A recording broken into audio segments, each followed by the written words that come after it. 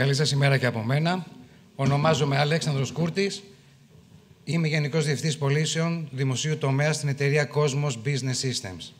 Η σημερινή παρουσίαση χωρίζεται σε δύο ενότητες. Στη μία θα αναφερθούμε σε κάποια από τα εμβληματικά έργα που έχουμε υλοποιήσει ή υλοποιούμε τώρα στο δημόσιο. Και στη δεύτερη ενότητα θα κάνω μία αναφορά σχετικά με τους κινδύνους που ελοχεύουν στην ψηφιακή εποχή. Όπως λέτε και εσείς, κύριε Παπαϊωάννου, στο δημοσιογραφικό χώρο, επί του πιεστηρίου, μιας και πλησιάζουμε στο τέλος της οικονομικής μας χρήσης, κάποιοι αριθμοί που δείχνουν την κίνησή μας μέσα στο 2023. Ως όμιλος θα ξεπεράσουμε τα 65 εκατομμύρια ευρώ κύκλο εργασιών. Οι εργαζόμενοι μας θα ανέλθουν σχεδόν στους 300 και επειδή είμαστε αρκετά ευαισθητοποιημένοι στο κομμάτι των πιστοποιήσεων, από τις 1.900 που έχει η εταιρεία Cosmos, περισσότερες από τις 340 αποκτήθηκαν ή ανανεώθηκαν την φετινή χρονιά. Πλέον, οι απευθείας συνεργασίες μας με μεγάλους κατασκευαστές υλικού και λογισμικού σε παγκόσμιο επίπεδο ξεπερνάει τους 50 και ονόματα όπως είναι η Microsoft, η IBM, η Lenovo, η Cisco, Amazon και ούτω καθεξής. Να δούμε λιγάκι στο βίντεο που ακολουθεί κάποια στοιχεία περαιτέρω για την εταιρεία Cosmos. Έχουμε ήχο. 35 χρόνια παρουσίας στον χώρο της πληροφορικής και συνεχώς αυξανόμενες πωλήσεις, καθώς και με αύξηση των θέσεων εργασίας, δίνουμε έμφαση στην τεχνογνωσία των υπαλλήλων μας. Έχουμε υλοποιήσει πάνω από 1.300 δημόσια έργα σε Ελλάδα και εξωτερικό. Εξυπηρετούμε περισσότερες από 5.000 εταιρείες στον ιδιωτικό τομέα. Σχεδιάζουμε και υλοποιούμε λύσεις για IT infrastructure, networking και telecommunications, security, software και προσφέρουμε τεχνική υποστήριξη. Είμαστε δίπλα σας για τις ανάγκες του ψηφιακού μετασχηματισμού που οραματίζεστε για τον οργανισμό σας. Στο βίντεο που μόλις παρακολουθήσατε αναφερθήκαν 1.300 έργα στο δημόσιο. Από αυτά έχουμε σταχυολογήσει περίπου στα 15, τα οποία είτε έχουμε υλοποιήσει και παραδώσει, είτε είμαστε σε στάδιο υλοποίησης την τελευταία διετία. Και κάποια από αυτά θα ολοκληρωθούν και την ερχόμενη χρονιά.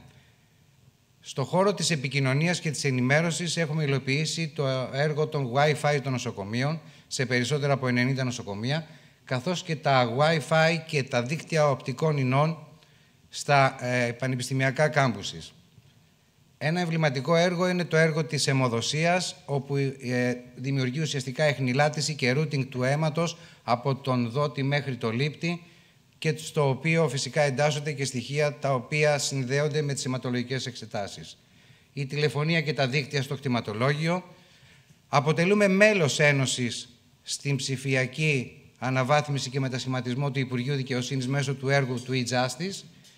Με την εταιρεία Vodafone είμαστε στην τηλεϊατρική, όπως επίσης και στο Wi-Fi 4GR. Ως υπεργολάβοι προμηθεύουμε και υλοποιούμε το έργο των διαδραστικών πινάκων σε βαθμό περί των 10.000 τεμαχίων στις αίθουσες των δημόσιων σχολείων, δημοτικών γυμνασίων και λυκείων της χώρας.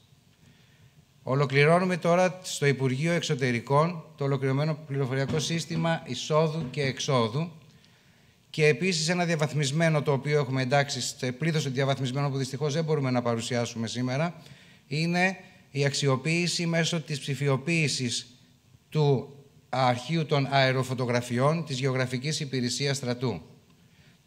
Το πληροφοριακό σύστημα επιδομάτων του Υπουργείου Ανάπτυξης, έργα κυβερνοασφάλειας στο πιο πρόσφατο στο Υπουργείο Πολιτισμού, η ψηφιοποίηση κτηματολογίου και δικαιοσύνης που ουσιαστικά θα λάβει χώρα στις αρχές του 2024, το έργο της διαλειτουργικότητας που ακούστηκε από τους προλαλήσατες, είμαστε και εμείς μέλος ανάδοχου σχήματος, όπως και τα προνοιακά επιδόματα ΙΔΙΚΑ και ΟΠΕΚΑ, τα οποία ολοκληρώνονται το Φεβρουάριο του 2024.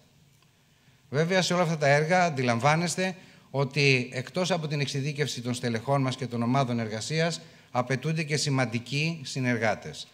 Ένας εξ αυτών είναι και η IBM, με την οποία Έχουμε συνεργασία από το 1990 και πλέον διαθέτουμε το υψηλό επίπεδο πιστοποίησης και συνεργασίας ως Gold Partner με πλήθος πιστοποιήσεων τόσο σε εμπορικό επίπεδο όσο και σε επίπεδο services.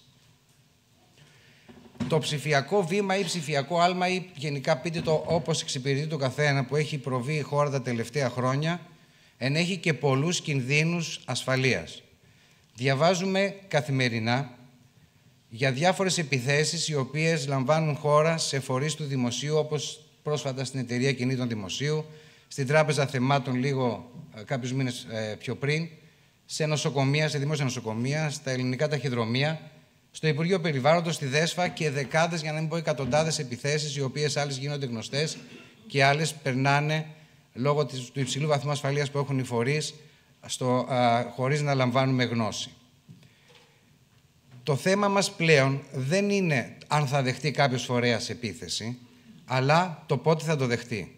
Με μαθηματική ακρίβεια και όσοι δεν έχουν δεχτεί θα δεχτούν επίθεση.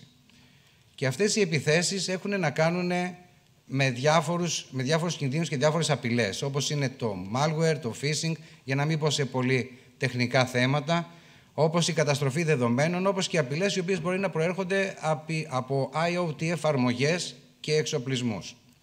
Η μεγαλύτερη όμως απειλή σε όλους τους φορείς, είτε του δημοσίου είτε του ιδιωτικού τομέα, είναι ο ίδιος ο χρήστης. Ο ίδιος ο χρήστης που είτε με την ελλειπή γνώση που μπορεί να έχει, τις πλημελείς ενέργειές του, ανοίγει μια κερκόπορτα σε όλον τον κακόβουλο κόσμο του διαδικτύου. Σαν κόσμος ευαισθητοποιημένοι σε αυτό το τομέα και πρώτα απ' όλα για τη δικιά μας διασφάλιση, γιατί όπως είδατε στο βίντεο η παρουσία της κόσμος δεν είναι μόνο στην Ελλάδα, έχουμε αναπτύξει εργαλεία τα οποία παρέχουμε ως υπηρεσία πλέον και στο πελατολόγιό μας και στον ιδιωτικό και στο δημόσιο τομέα.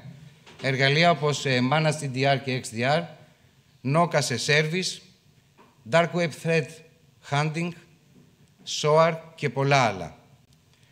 Επίσης, μέσα στο 2023, σε συνεργασία με την εταιρεία Lancome, προχωρήσαμε στην ίδρυση της CBS LAN, που παρέχει υψηλού επίπεδου SOC υπηρεσίες. Η πλατφόρμα MSDR της CBS LAN συλλέγει, αναλύει και δίνει συμπέρασμα στους χρήστες και στους υπευθύνους ασφαλείας των οργανισμών σε τέτοιο επίπεδο που θα μπορέσουν να διαχειριστούν αυτές τις απειλές όσο το δυνατόν καλύτερα για την συνέχεια της επιχειρησιακή τους δραστηριότητα. Αυτό το επιτυχάνουμε διότι αυτή η πλατφόρμα εδράζεται πάνω σε μια άλλη πλατφόρμα, μία από τις κορυφαίες της IBM, το QRadar CM.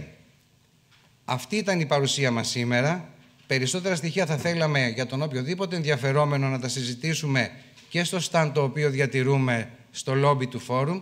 Σας ευχαριστώ πολύ για την προσοχή σας.